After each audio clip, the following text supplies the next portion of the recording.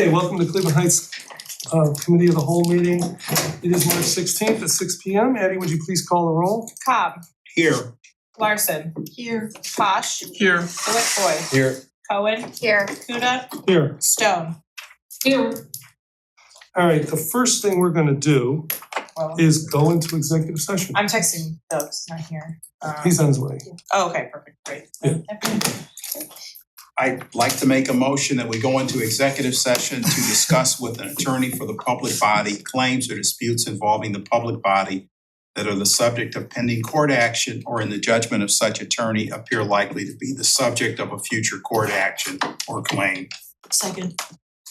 All right, any discussion? Guarantee All right, safe. go ahead. Stone. Yes. Kuda. Yes. Cohen. Aye. DeWitt-Boyd. Yes. Posh. Yes. Larson. Yes. Cobb. Aye. All right, we'll be back in about 30 minutes.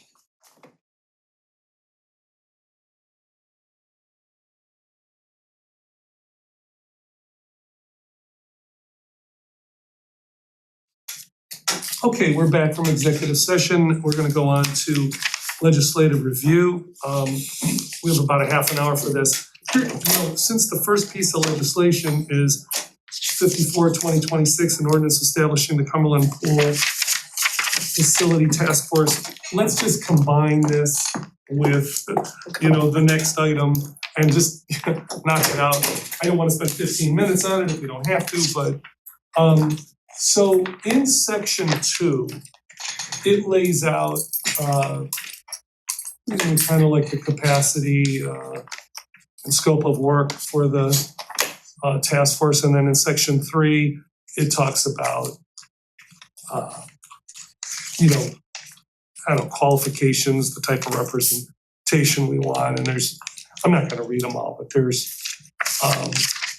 so did anybody, well, you know what, Mayor, would you like to, first of all, thank you, Councilman Cobb, for coming up with the idea. This is a very good idea, and we really want to engage the community every 100 years on this topic. And this is obviously a monumental moment. Do you want to set this up a little bit?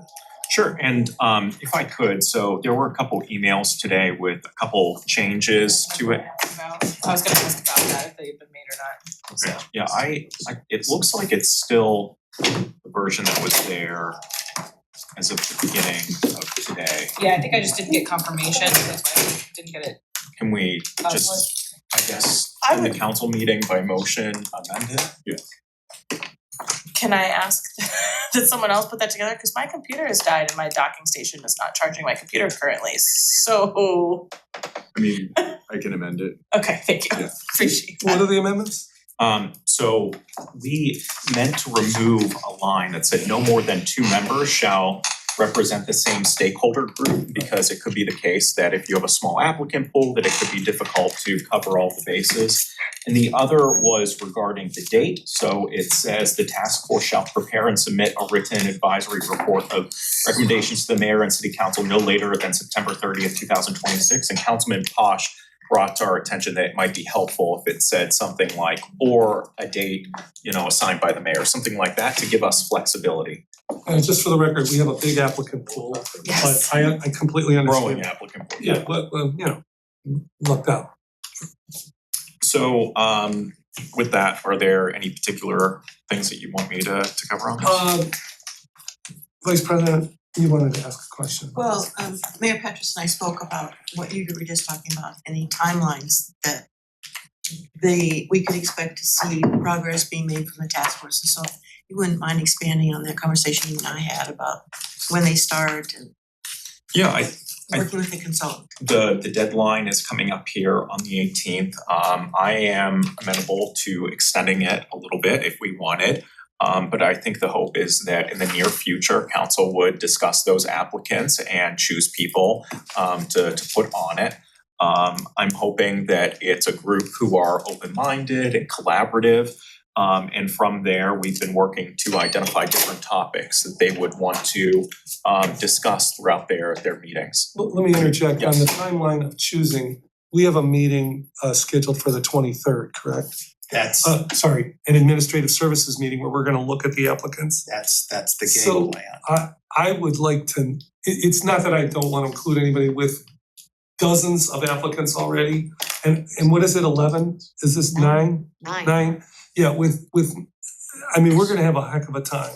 I may not be getting all of them because I don't think that I've seen dozens so far. I mean, think at least but- 2 dozen. At least 2 dozen. We get a few at least every Okay. day. Let's- You're not getting, we'll I think compare that I those. saw like 6 more since you sent them to me, but that's great to hear that Yeah. you are receiving them. And so, you know, it may not be necessary. I'm just saying with 2 dozen applicants and a Right. few days left, I think we're good. Great. And is it your hope that we'll go through the applicants and make recogmendations? Yes, From the committee that's the hope, meeting? so everyone that's available to attend Monday night, and we're, someone's committee meeting's getting canceled Monday, is that correct? Public We're safety now. adding a community relations and recreation in place of the safety committee at 7 o'clock. Cause I don't know that we can get through all of these applicants in an hour, my Wait, schedule we're is starting at 5. 5. Wait, is there a meeting at It's at 6? 6. Finance Can we move my meeting up to 4:30? Would everyone be available at that time? I would be. And Mayor, would you be available at what? I think we should.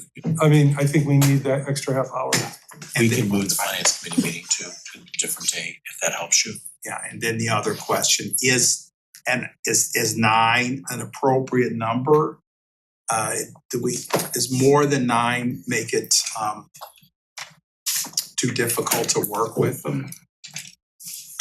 I mean, I don't know, it could be the case that if you put 11, 13 on, that it's too many cooks in the kitchen.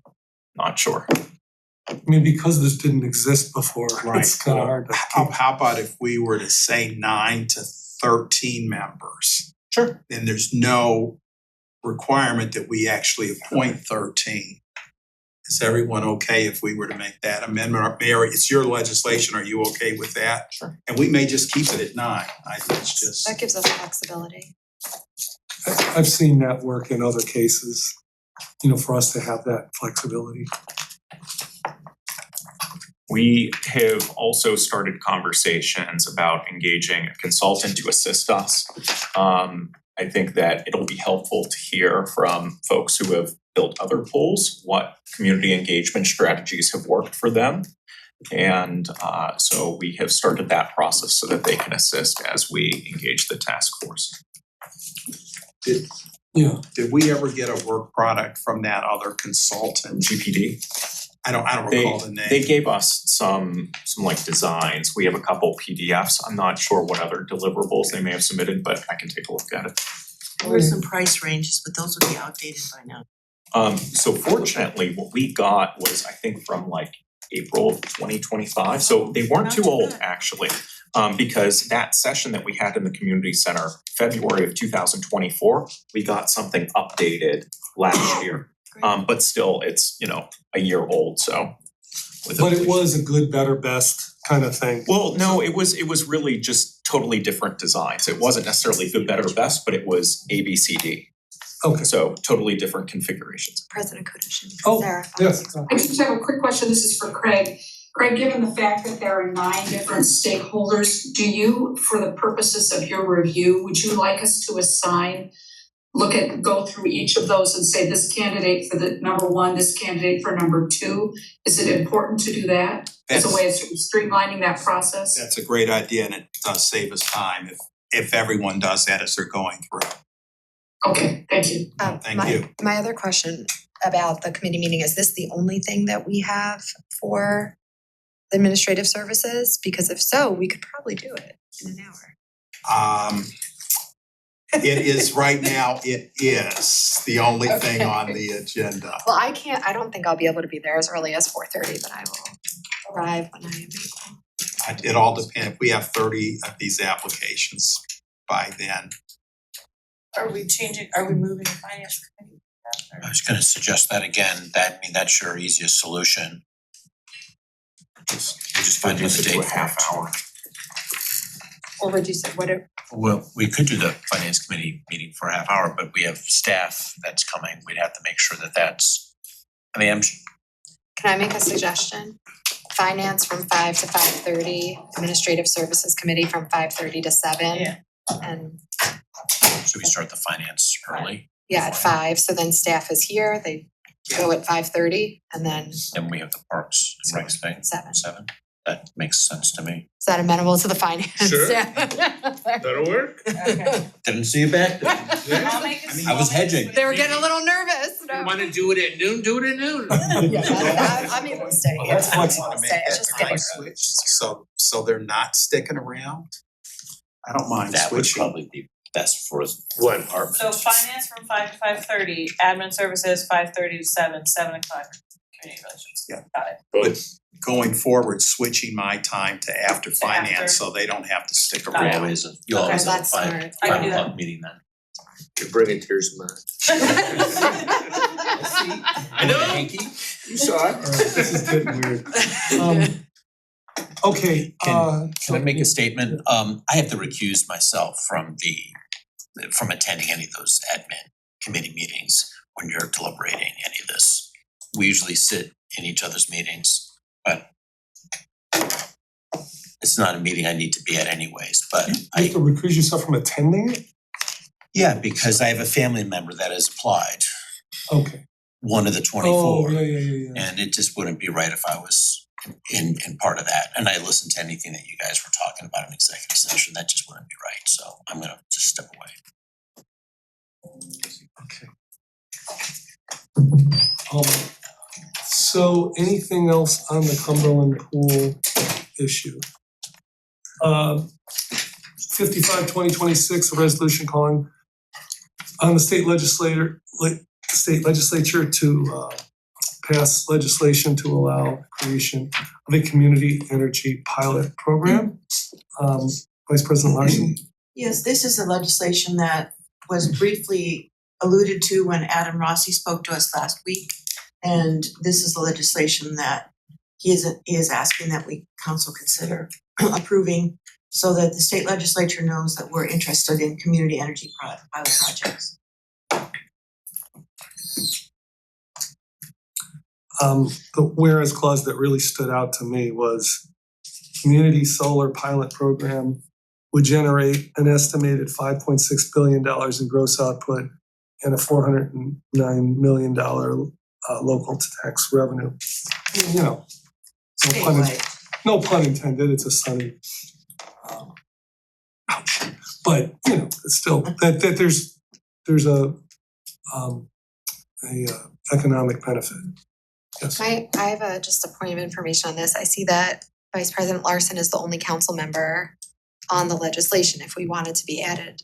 Is it too Yeah, you late? could- No, you can add it if you wanna add it. No yeah. problem. Does And that's everyone, everything, every time. I thought so, I just wasn't sure at what point in the does process. everyone wanna be added? I do. yes. Okay. Sure, yep. The more the Great. merrier. All right. 60-2026, an ordinance establishing salary schedules, position classifications and other compensation. So this is wage and salary. Director Brzezinski, you wanna say anything about this? Sure, thanks, Council President. All of the information that's provided here has been budgeted. Councilwoman Larson said, yes, it's the 3% COLA that was discussed for non-bargaining. We made some changes because they are within the budget, but they have not occurred yet. For example, we added the deputy clerk of council, which has been approved and it's new this year. We have made, we have added a supervisor property maintenance, and that's for the switch from parks to public works. Mm-hmm. Um, Did that person get hired yet? no. No. Okay, go ahead. In 26, during the budget process, council approved an IT analyst. So we added that to pay grade 12. We also changed a title in pay grade 12. Special assistant to the mayor is now strategic initiative manager. And as I guess discussed in the budget, we created an assistant director, assistant prosecutor of law. Right. And basically all the rates have been changed by that 3%. Just on the property supervisor, they are meeting this week to, they narrowed it down to 3. They are meeting this week to make a final selection and an offer. And that person will start as soon as they can after that, so. And for people listening, the idea is to have public properties switched over to our service department. And so it's kind of all in one place. For cleanup though, not ownership of, you mean just for? Well, so Parks and Rec was over public properties. This would move public properties over to service department. Yeah. And I also wanted to bring up that Director Gonzalez confirmed that he's looking at trying to get people moved from being 1090, the W-9 independent contractors to being employees, which makes more sense when you're in the facility and the facility is controlled by your employer. So he's confirmed that that's going to be happening for the wage and job classification schedule for seasonal employees. That was another exhibit we have. Go ahead. I have a different question. Oh. Did you have a Well, question? my question's a follow-up to that. Are they gonna budget for making that change from 1099 to W-2 employees, because that is going to add some increased costs for us? Social Security, I don't know the answer to Medicare, that. do we know that? In what department specifically? Apparently, Parks we're and Rec. looking at converting some of these are part-time seasonal employees from 1099s to W-2s. That I just wanna make sure that we've got that money in the budget, because then the city is Right. gonna take on the responsibility of that, and I don't know. Right, that would give us the Medicare, the workers' comp, as well as the PERS. I know in parks, if we're talking parks, that has been addressed. I don't know any other apartment that we're looking at the 1099s. That's the only one I know about as well. Yeah, that's been addressed.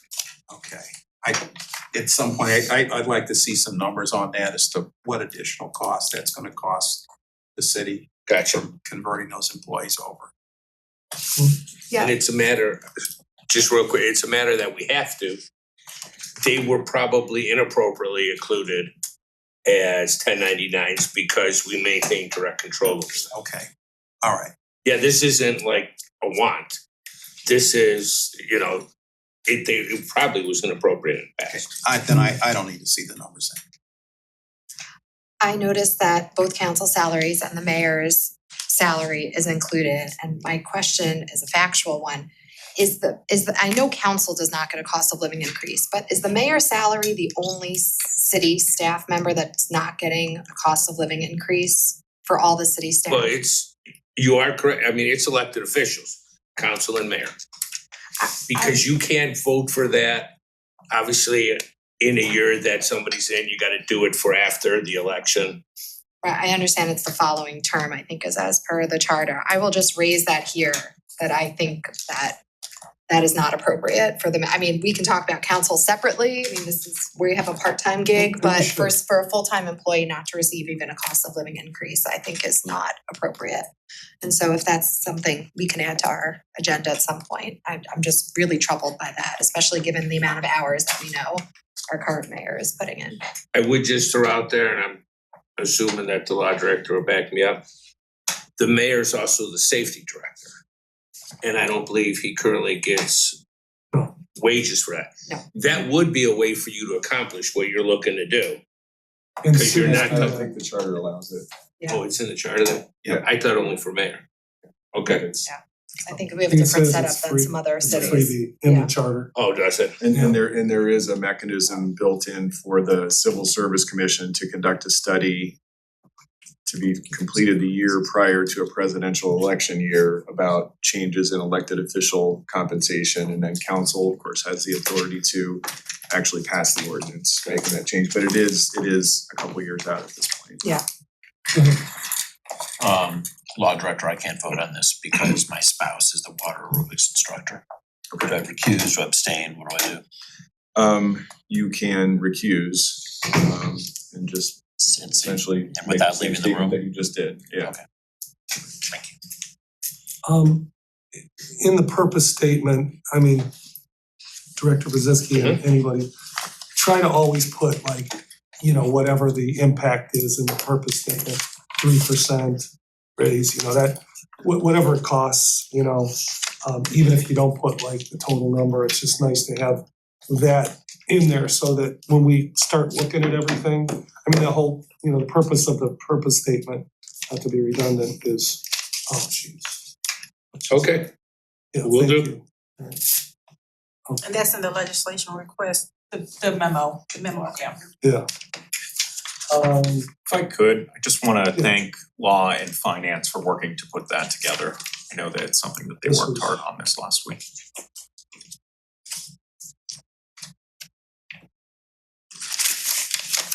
I'm sorry, I gotta flip through this.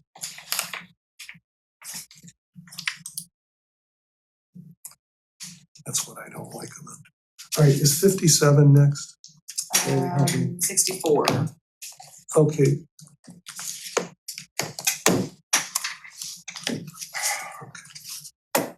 Let's see what happened.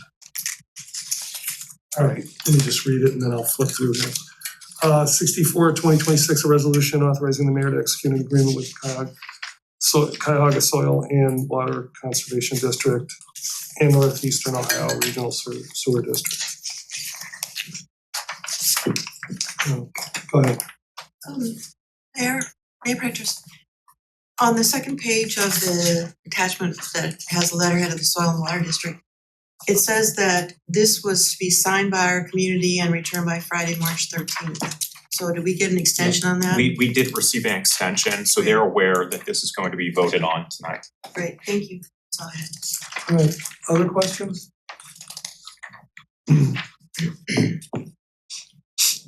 All right, so 1, 4, so those 4 were for adoption tonight. The next few are first reading only, 56, 2026, an ordinance authorizing mayor to take all actions necessary to apply for and accept one or more Northeastern Ohio Public Energy Council, also known as NOPEC, 2026 Energized Community Grants. Go ahead. Mayor Petrus, again, can you identify where, like when we apply for a grant from NOPEC, where we would use that money? Would we use it for EV chargers or? So I think this specific grant, it has like limitations on what it can be used for. My understanding is that there is currently a balance of about 300,000, if I remember correctly, and that we have to use about 100,000 of this by November of this year. So our office has been looking at ways that we could spend that. We are looking, for example, to buy about 50 electric lawnmowers. That would be part of that, but we would need to use up the remainder of that again before the end of November. So we're trying to identify other energy related things that could be used for. Thank you. Yes, Are we still on schedule to install some public chargers for EV vehicles? Well, we are actively working on that right now. There was a site visit last week at Lincoln Electric so that we could learn more about the options that they offer.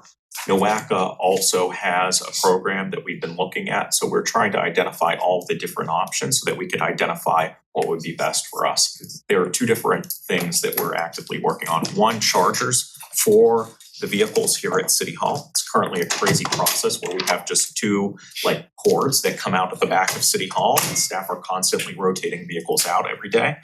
And then we're trying to get public facing chargers as well. So we're simultaneously doing both of those. Because in my mind, biased because I own an electric vehicle. We had discussions and I thought they were actually, the city had committed to putting some public chargers in at one point. Either at City Hall or the community center, but I must. From what we found, that was not like really in progress. So earlier this year, I asked the sustainability coordinator to begin working on this. And so we're now trying to get some momentum here. Just on that same topic, so and maybe this is a question for NOACA, because I had thought prior to this current administration taking office that NOACA had public chargers slated for the Lee Road Library parking lot. That was gonna be their Cleveland Heights public charging station, but my understanding is that federal funding was later pulled, so I'm not sure if the administration could find out from NOACA if that's still in So in process. talking with NOACA, that did not come up. I suspect that they would have like mentioned that if that were, pretty mature. But they, what was I going to say? We did talk about their options. Unfortunately, a number of local communities have since lost interest in the NOACA chargers, and that actually is good for us. So more money is available, and we don't have existing public-facing chargers. So between those two things, we have a really good shot at that. The one downside is that we would have to pay for some portion of that. It's about $70,000 for 4 chargers. There are some public-private partnerships where you don't have to pay anything up front. The other potential downside is that they won't be installed until 2027. And so we're still exploring the options to see what might make most sense. I think the other electric car owner here said, the more right now if we wouldn't have one at home, we would have to go to Shaker for charging. Apparently there's one behind Honda. I didn't realize that, behind the Honda dealership, but it doesn't show up on the charging maps that I've seen. Thank you. Yes, of course. Alright, where did I leave off, 57? Yeah. So that's 57 as an ordinance authorizing all actions necessary to establish an opt-in natural gas program in OPEC. So this is we do this every year, don't we? Every other year? But we have an opt-out program and this is giving us an opt-in and I don't understand why we need both. So that was part of my question. So Patty, did you get the sheet? I did get the sheet that was sent over that was attached to the legislation. Did you see that was sent over from NOPEC? There was a visual explainer that was like a 2-pager. I don't If you opt out, you're locked out for a while, but with this in place, then you can opt back in without the waiting period. That was my understanding as well. Yeah. Okay. Alright, can we park that just for now and any other questions or comments on that? 58, a resolution authorizing the mayor to enter into an amendment to an agreement with Stanek Consulting to prepare housing needs assessment. This was adding a couple of additional tasks. It's like a $15,000 change, 15,500. Yeah, Questions? yeah. And I don't know how I missed it the first time around when we approved the main contract.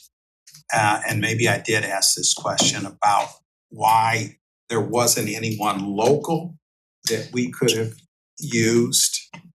So if you remember, in the agenda memo, there was a long narrative about how we struggled with that, but ultimately decided to go with Stantec because they really provided the best. So I did ask that You question did, yes, previously. absolutely. So on these, is this company also doing something for the Community Improvement Corporation? They are not, no, they have not. Okay.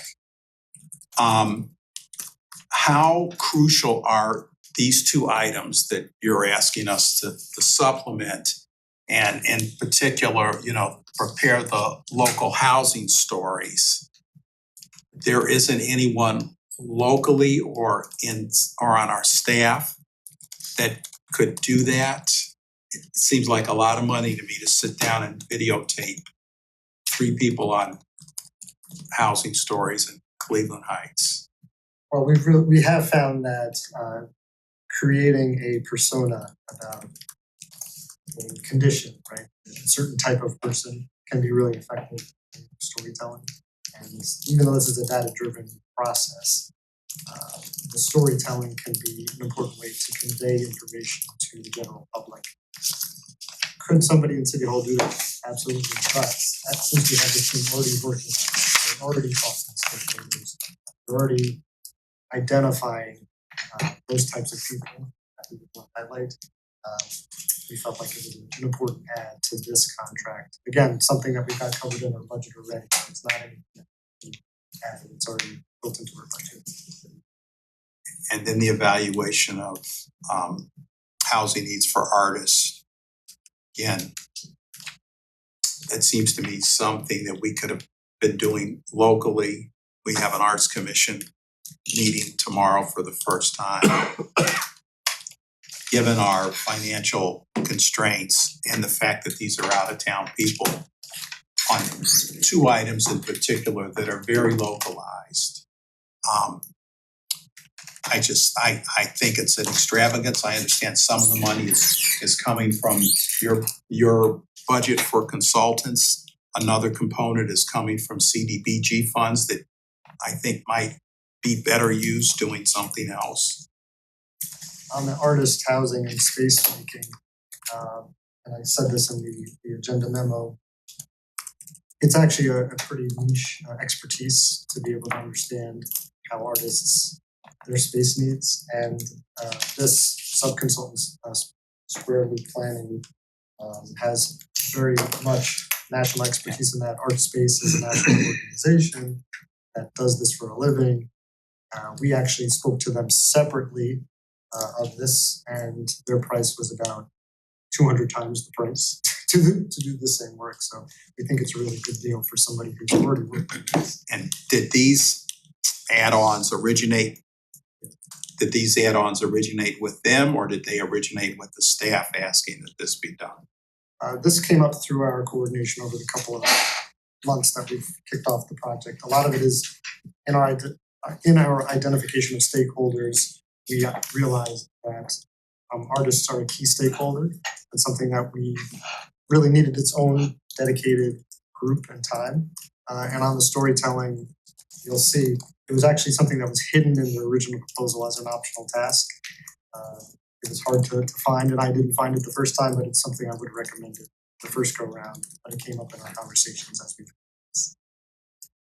Was there anything in the contract that we could have, done less of and, just substituted this for that as opposed to an add-on? The budget's pretty tight, especially when you compare this to what some of the other proposers did. We're getting a lot out of this contract.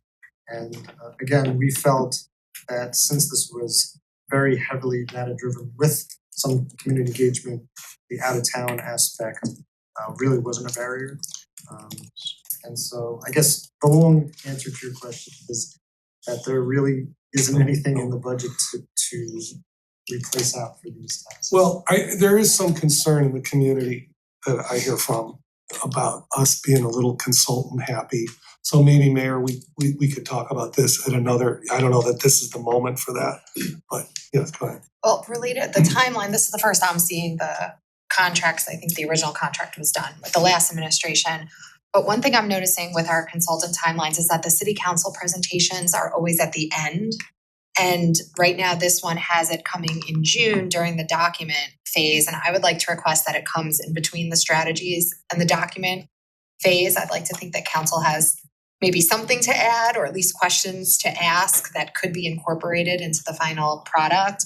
And I wouldn't want to wait until the final product is already essentially done and then it's being presented to us. So if the consultants are amenable to that, and if council's amenable to that, I would request moving that presentation back into May instead of waiting for the end of the process. That sounds right to me, but is that doable? We can discuss that with our consultant. Okay. Just And again, it fit this doesn't- into the schedule. Again, it doesn't have to be a fully baked it doesn't have to be the end. What I'm asking for is just enough information so we can have preliminary input before they finish their work. Who else had their hand up? Yeah. Go ahead. So when it comes to like hiring consultants, I mean, that's really a best practice for cities. I know people want to push back on it because they think it's a lot of money, and they also get concerned that, why are you going to the outside? Why are you going to the East Coast to do something? Well, it's because you're bringing a best practice from the East Coast into this region. You're thinking outside the box, and there's some neighboring cities that do that very effectively. So I just want to put that stake in the sand. Fair enough. Okay, 59 is a resolution authorizing mayor to submit community development block grant annual action plan. Assistant Director Iorio, Sure. this is kind of your baby. Yeah, so this is the annual request for the authority to apply and sign any sort of related documents for the CDBG program for this actual year. 52 of the CDBG program. One mistake I think Councilwoman Larson pointed out, or helped me point out. The second to last column should say CAC and admin recommendation. It's not just the admin recommendation, they're identical. So thank you for helping. But I believe the chair spoke in January, February? Recently. So I can answer any sort of questions you might have on the specifics of a particular table. Yeah. Madam Vice President, you, I had a question, but he got all the answers to me. well, but let's do this publicly. Okay. Using your answers first. He was very quick at responding. The Office on Aging Award, the request from the Office on Aging was for $40,000. The subcommittee recommended $38,750 and administration allocated $10,000. I asked him why the discrepancy. And he said that Office on Aging has a large amount of carryover, almost $30,000. And due to the public service cap, they need to stay within a budget of $40K. Additionally, the CAC has requested the City Council consider funding the Office on Aging out of the general fund starting in 2027. So it's something for us to keep in mind. Public facility accessibility improvements, the request from the group was for $150,000, subcommittee recommended $100,000, the administration recommended $100,000, the allocations for $249,231. Why the discrepancy? Can you just explain it really quickly? Which one was that? I'm sorry. That was the public facility accessibility improvements. In the past, what we would do is like say Public Works would apply for just Tisdale Road. But then there may be some leftovers, like maybe the bid came back lower than they expected or whatever reason. What we decided to do is combine everything into a accessibility fund so that we have flexibility to spend on different things. We also know there's a couple issues out there that at the time they came up, there was no source of funds to pay for them. So we have to do sort of like a temporary measure. This would allow us to fix things the right way, if it's eligible. So you have some flexibility when you're with the spreadsheet or with programs in general. Yeah, and what the spreadsheet shows is actually reallocation of funds. Yes. So there's 150,000 basically over what was requested. That difference is coming from the ADA curb ramps that was previously approved. Yeah. And Public Works is still gonna use some of those funds for ADA curb ramps, but it gives us the flexibility to use it on other things to make sure we're accessible. And the Hebrew Academy line is all blank until the allocation column, which reflects $115,675. And Brian said this project was originally being paid for by the Department of Public Works out of their carryover under road, sewer, and water line replacement.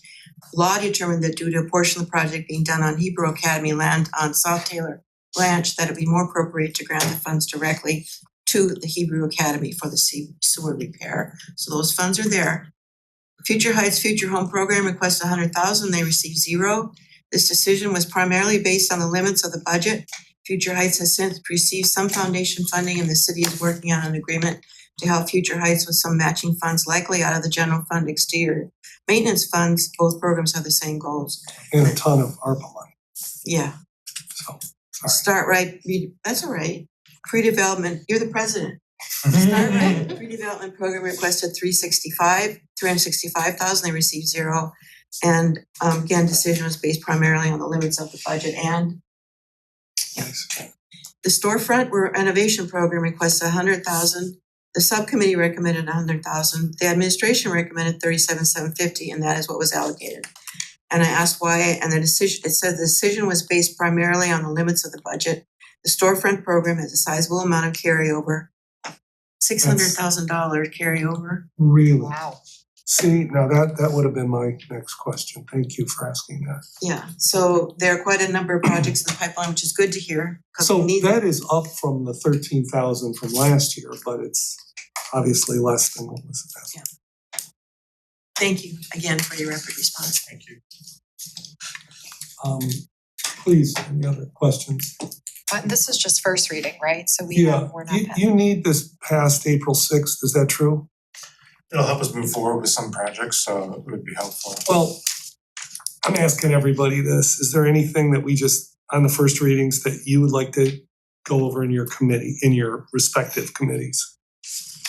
Okay. I'm not pushing it, I'm just asking. While we're here, I'm not sure of the CDBG or health experience, especially with some of the new council members, so we do orientations every year for new CAC members. We'd be happy to either share an orientation or do one with you, maybe an abridged one, if you're interested. And that goes for not just the new members, but I know some of you served on the CAC's committee. Yeah, When would you- 14 years ago. Oh, okay. When would you anticipate the new CIC orientation? We're doing one, I think, a week from Thursday, but Nothing else, just invite us to that. okay, yeah, I just don't wanna. I'd be very interested in attending. I won't be back then, so maybe I can catch up another time. Yeah, and I wanna avoid any particular committee having a forum Right. for hosting this. All right, second readings, we have 52, which is a resolution authorizing the mayor to execute an agreement with Playcore Wisconsin, Inc. In game time through Omnia Cooperative Purchasing Program for a top playground at Denison.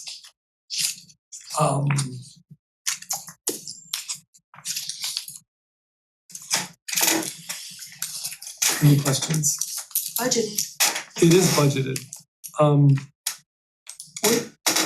Nobody's here from Parks, but Mr. Reese, do you happen to know when the what's the sprinkler thing? Splash pad? Splash pad. Sorry, It's gonna be done this summer, but I don't have an exact date, but it is gonna be done in time for the summer season. Did it say when the playground is gonna be installed? Or do you? I'm just flipping. I don't know about the playground. I know this year, I'm just curious. There's a good picture of it. Cute. Yeah. Shayna's gonna love it. Okay. I hope the splash pad is kind of a. I took a tour of Parks about a week ago and followed up with the director specifically about, is this gonna get done this year? He assured me it would in time for the summer season. Is the splash pad something that we could feasibly add amenities to? In other words, is the basic format allow for any kind of expansion, if you will? I can find out. I'd like to know that. I'm not poo-pooing what is going to be done, I'm just, I know it's been sitting around for a couple of years. And I'm not sure what was being thought of at that time, different administration and to some degree a different council. 31, 2026, an ordinance authorizing the mayor to execute an agreement to lease an unoccupied room within city's recreation center. Mayor, do you want to say anything? Sure. So after the last committee of the whole meeting where this was discussed, went back to try to better understand the rationale for the $200 that was settled on previously. I learned that it was really based on the capacity of the organization to pay that. I was trying to find a basis for some amount that we would charge them. And it turns out that we are charging Rita, who rents space on the first floor of City Hall, $1.11 per square foot. And so based on the amount of square feet at the community center, it would have been something like $485 a month. And so we thought that 500 was a good round number. To assist that organization in covering that, I am, in my personal capacity, assisting them with some philanthropy, private philanthropy, so that they can still cover those costs. Thank you.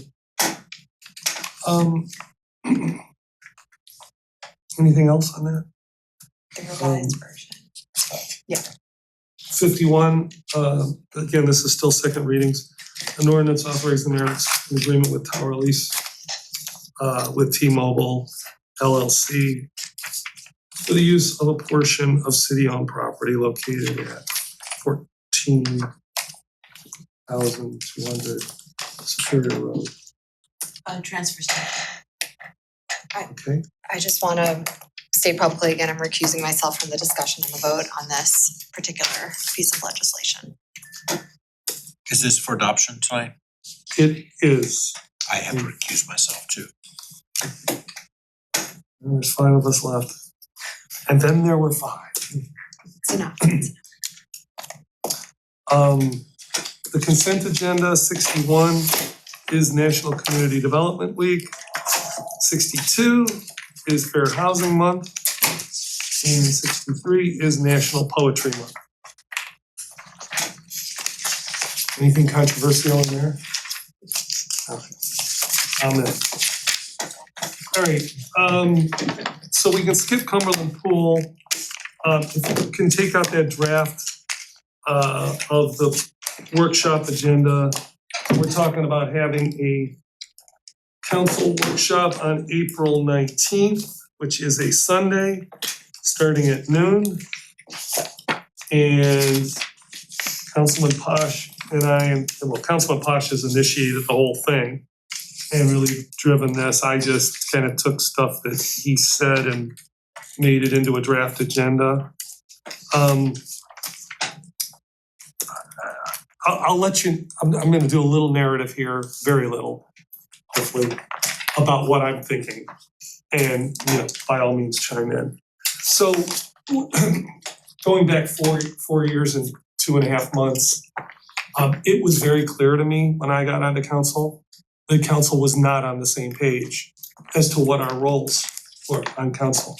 And I'm looking at this as our codified roles. I'm not saying there aren't, you know, informal roles, but let's at least get on the same page as to what is in the charter and what is in section 111 of our ordinances, which governs council. So I thought that was a good place to start because that kind of drives other things. What goals do we have? I think just having a short statement from everybody about, you know, what their vision is, that will help us when we get to the part about your legislative initiatives. That'll help all of us understand where we're all coming from. The summary of legislative issues currently from the administration, Mayor Petrus, I definitely want you to weigh in on, not today, but I definitely want you to weigh in on this because I think it would be good if we can say to each other at this workshop, you know, here are the things that the administration is focusing on this year. Like, for instance, we know you're working on severance and you're working, you know, we're involved, the administration's deeply involved in the Shaker Lakes issue. And, you know, we want to come up with a 5-year capital plan. And I mean, you know, and I'm only throwing those things out as examples. That way, when we get to the next item, we're not either duplicating or we understand we're working in this framework. And there are some major initiatives that you have. And I, for one, would like the mayor to be there for that portion of the meeting, even if it's 20 minutes. Yeah. You know, I'm gonna ask our law director to be around towards the end. And I'll get to that in a minute. Then we get to individual legislative goals. You know, I know we're all here for a reason. We all, you know, want to get some things done that, you know, drove why we ran for council. And I think, you know, getting assigned a committee and all that, I think that's, you know, probably gonna be your first priority. I don't know that. But I think we should talk about your individual legislative goals in your committee and then, you know, stuff that doesn't fit into that committee. And then at the end, I think we should arrange this into buckets based on, you know, your committee work, high priority, lower priority. Did you, we were talking about buckets, but don't remember exactly. Well, I thought we would, once we got everything on the table, do our homework assignments and it got to Addie, you know, maybe Addie can bucket them for us, or we can look at them together when we're all at the table discussing each one of our items. And finding where it might best fit in. Yeah, and then I thought we'd kind of wrap it up. I mean, obviously, we'll talk about next steps at the end, but council rules, procedures, you know, just kind of make sure that if there's things, you know, we wanna change on the agenda or just practices that, you know, any people think we ought to employ. I mean, I just sit here to kind of get a consensus and move forward, yeah. So I think the biggest takeaway is really kind of the homework assignments that you've sort of laid out here, that we discussed, where, you know, come in beforehand, and we were kind of hoping, and I suggested 2 weeks in advance to give Addie a week that then can take everything that everybody has and distribute it to everybody else. So I know what Craig is thinking, Craig is knowing what I'm thinking, and vice versa for all of us. But I mean, really, there was 2 buckets. I didn't see this, but I mean, there's, okay, just a quick statement about what our role is as council. And then, you know, what are your items? I will tell you some of my items are sort of outside legislation, but they're initiatives, they're expectations, they're procedures, there's goals, they all fit into our role. I don't know, some of them, they might need some legislation if we all feel appropriate to move forward with some of these things. But I think some of it's also how we work together too. Sure. To a certain extent, so. And go ahead. 2 questions. Do we have an idea when you'd like us to have our homework submitted to Addie? Well, I mean, maybe like 2 weeks ahead of time, you know. Ahead of the 19th? Do we have a date yet for this? Yeah, the 19th of April. So Addie's just getting back from, Mine will not be in until the Sunday after Passover. I need. yeah, but That gives I us a mean, week or you know, let's say a week, and then, you know, if we can get it earlier, I mean, I would, you know, I think that would be good. But anyway, for people who are listening, I have a section on here in the draft that says before we meet, and there's a few things that we wanna use to prepare. Go ahead. We had at one time rules we were working on, and I wonder if Addie could take those up as an example. I'll try to find them. Yeah. I might have them as well. Okay. Go ahead. Well, one suggestion I had, and I don't know if Councilman Posh, this is where 2 really things that I would like to discuss that I don't see explicitly on the agenda. And it looks like if we have only 2 hours of stuff here, that we might have some more Well, room. there's 3 hours here. Okay. And our thought was, you know, the more before we meet stuff we do, the easier it'll be to Sure. keep to the timeline. Sure, and I think the 2 things that are missing here are like intra-council communications. Obviously, the Open Meetings Act makes it a lot harder to do the work than otherwise, like we have in other sectors. And so just figuring out how we can communicate with each other more efficient, more effective. So just so you know, I just want to interject here, that Councilman Posh and I did speak about this, and we decided, but, you know, that could change if, you know, if you want to talk us into it, that would add too much to this agenda, but that we definitely should do it. So I think my concern is that every conversation that we have as a council is limited to like 10, 15, or 30-minute blocks in committee of the whole. Well, And we this don't. wouldn't be. Open Correct, Meetings and so Act would not be. that's why I'm suggesting that we do put it on the agenda to give us some space to talk about it without, you know, a hard stop. Now, the other piece, which is probably even more of a time commitment, is I think what's missing here is how we want to drive and create community engagement with our policies and with what council in the city is doing. And perhaps that's, you know, we would like the mayor to be there as well, but I have certainly a few ideas. I think the conversation in the community around council potentially not being representative or not bringing in diverse and different voices. You know, we have a very old school way of engaging people that come to meetings, and we know that seniors with mobility issues and parents and, you know, showing up at a meeting is not always the best way to get input. And I also have, you know, there's notice.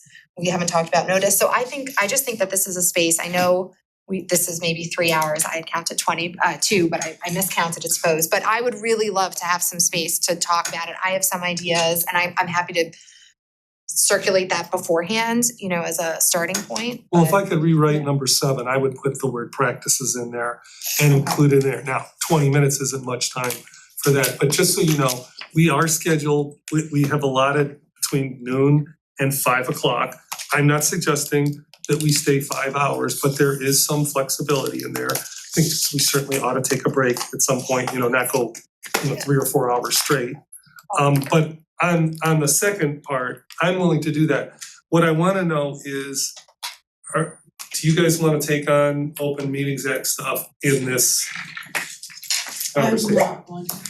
I feel that we need to have a class that's specifically for Open Meetings Act put on by a third party or a law department, however we work that out. And at least it needs to at least be in an hour so that we have time to get our questions answered and really understand what the Open Meetings Act is. So I would not like to try to squeak, because you still, even though you've got blocks of time, you give yourself flexibility so we could go longer on a certain topic. I'm agreeing with you. I think this is optimistic as it is.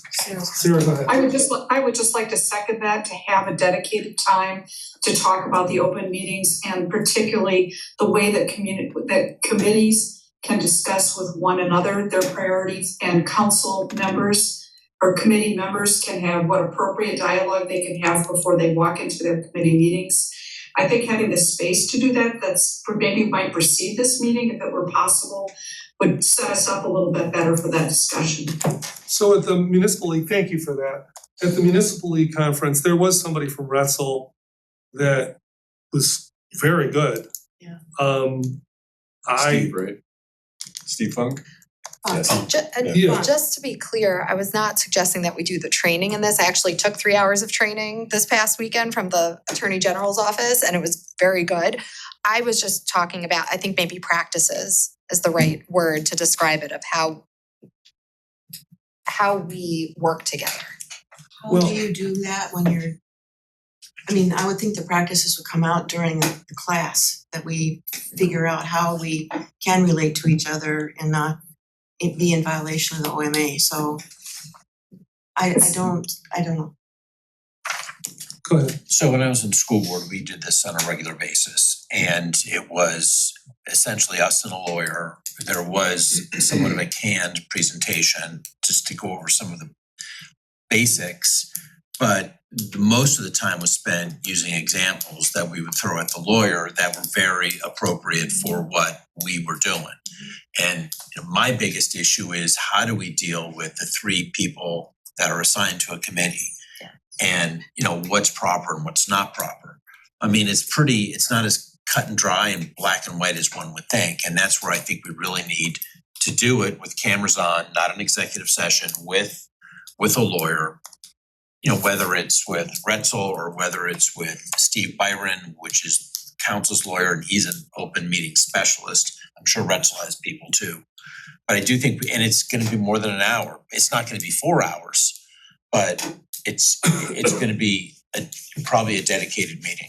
Yeah, I mean, the presentation was an hour, but there was Q&A. I think, I think we could do it in an hour, but.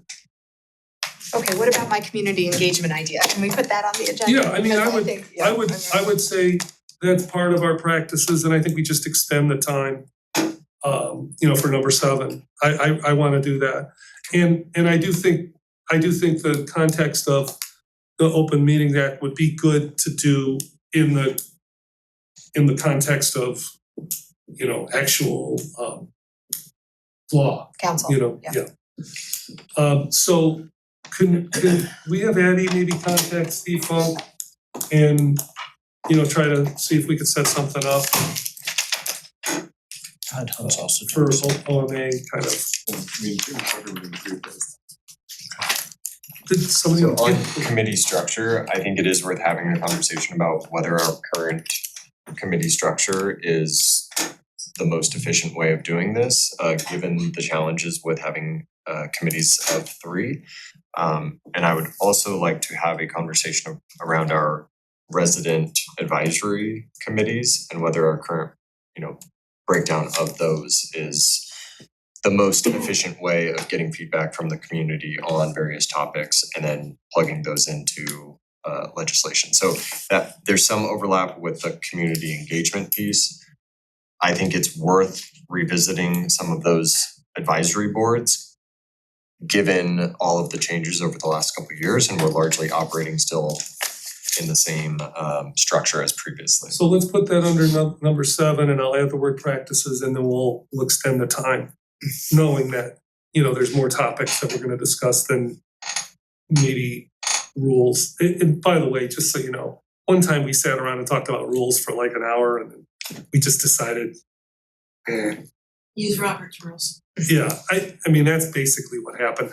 I'm not trying to preempt anybody's, but I'm just saying that could end up being a shorter conversation.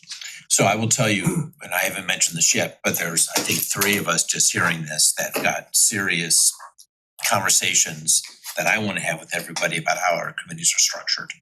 And some examples and maybe what we can do to try something different with maybe 1 or 2 of them.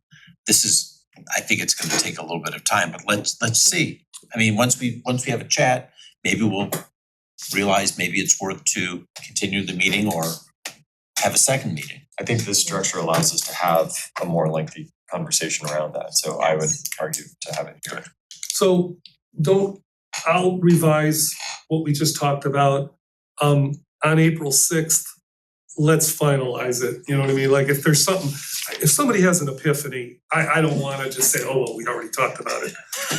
But let's settle on April 6th for the agenda, and then maybe by then we can look at having a session with Steve Funk and find a time for that.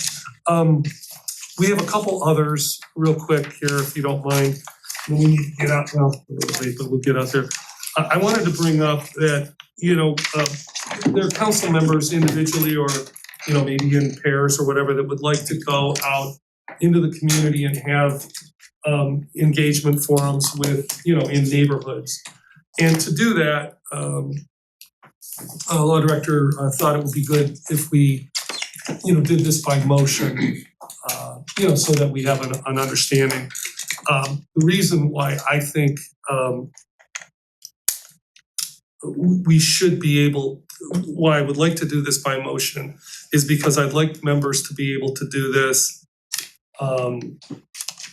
and use our clerk of council, the e-newsletter, because if we're gonna go and meet with people, I would like the community to know about it, and if we, I don't wanna have us do this offline with just contacting people we already know or something. I'd like it to be something that we are able to do. I think, I talked to Vice President Larson about this, and we were talking about doing something together. I think, obviously if members show up at the meeting, we don't wanna do anything that violates the Open Meetings Act. So we wanna make sure that, we're not engaging in a quorum on any issues with people. I think I've gone to other members' forums like this, and sometimes it's just good to sit there and listen. But I'm certainly like to hear what people have to say. So is this like, I'm gonna use the word town hall, so this is like a private town hall that you would invite people publicly during the council meeting? Keep in mind, I have no problem with any of this. Yeah. Just trying to tease it out.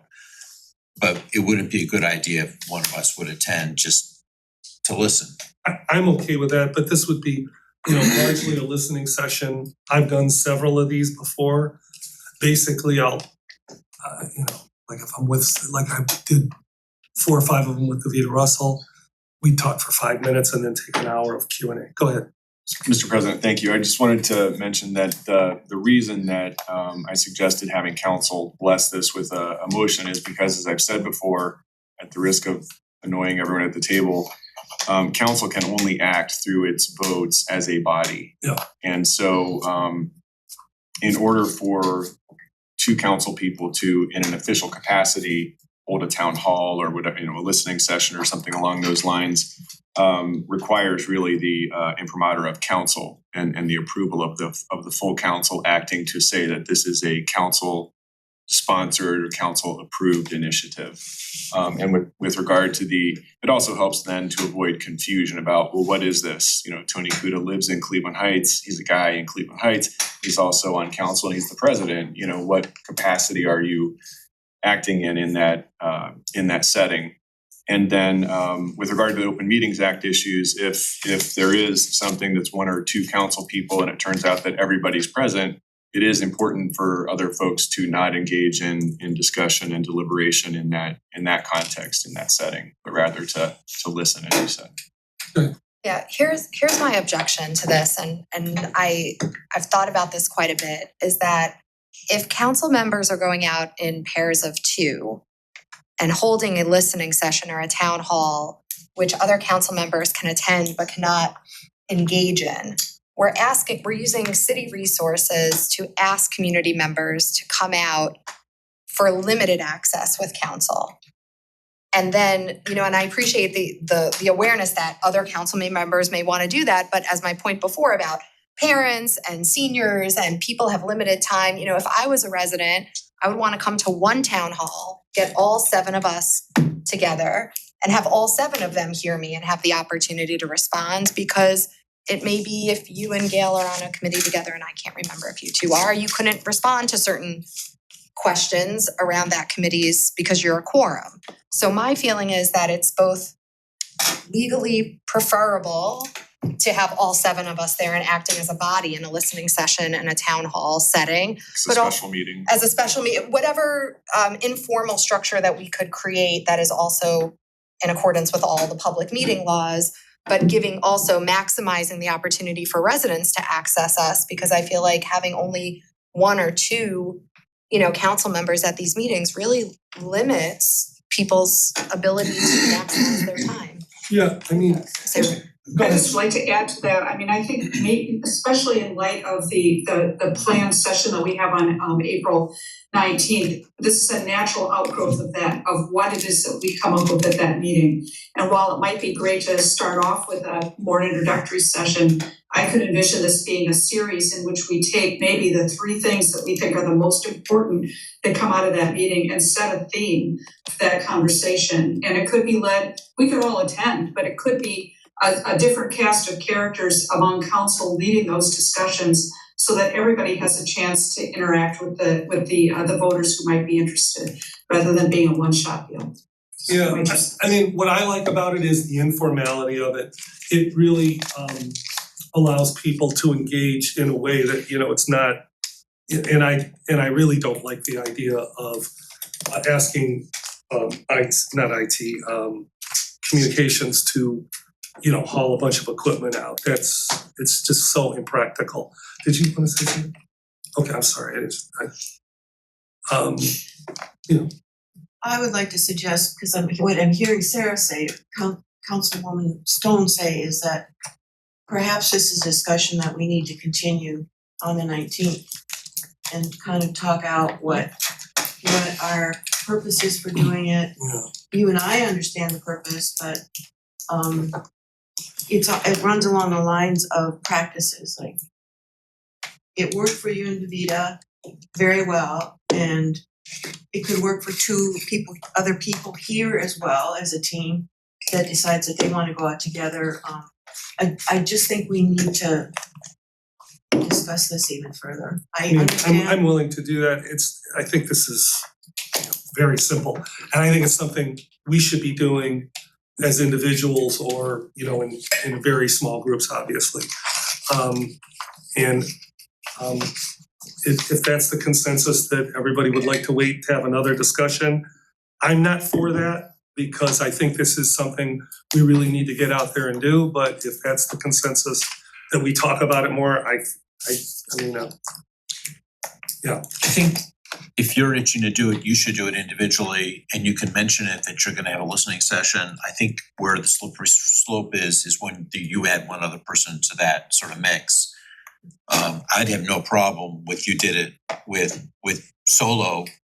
As you mentioned, probably something we should all be doing, getting out in the community is a good thing. And I would add to that I think it's 1 versus 2, but it's also the use of Addie as kind of a council resource and city resources.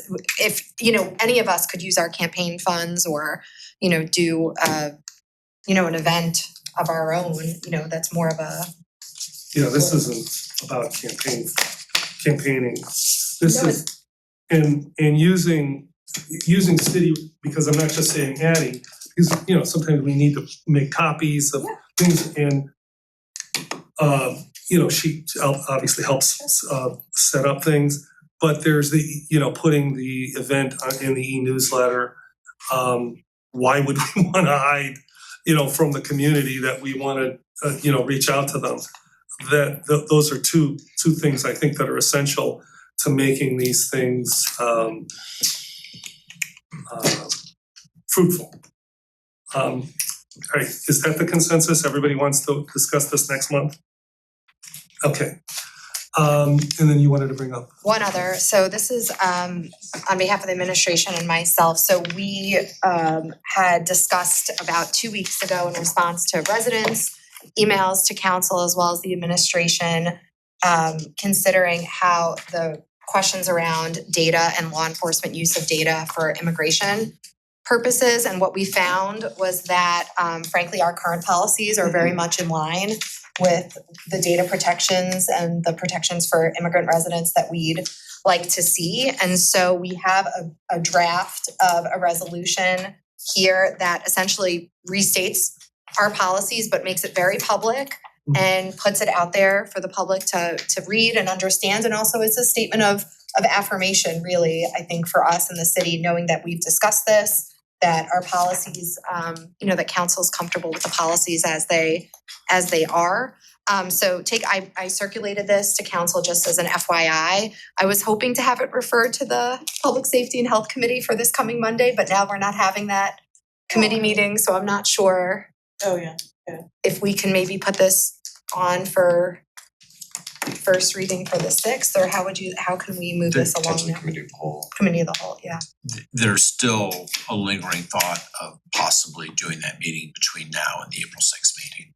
Okay. So let's see. So I was just hoping, my proposal is to find a space for this, so we might have the opportunity to pass it as an emergency measure on April 6th to have this Everybody out okay there. with this? Go ahead. Yeah, I think it's really important that you spoke in the administration because got the opportunity to see the flock camera program demonstrated, and it's clear that our police are following these policies. Yes. Quick question, the 30 days, did we check with our prosecutors on that? And Yep. it's good for them. And I think I wanna just say thank you to the administration because they really rallied the troops, so to speak, to make sure that we got all the information we needed and that we were able to confirm everything to be able to put this together. All right, go ahead. We need to talk about the 30 days. We don't need to do it now.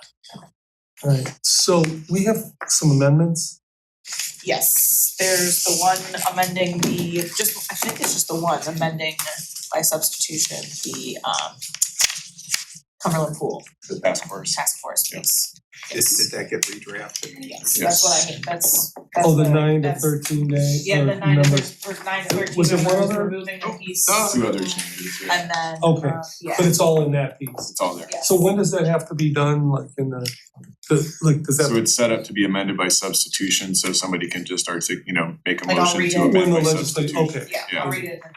All right, in that case, I'm gonna adjourn this meeting at 7:44.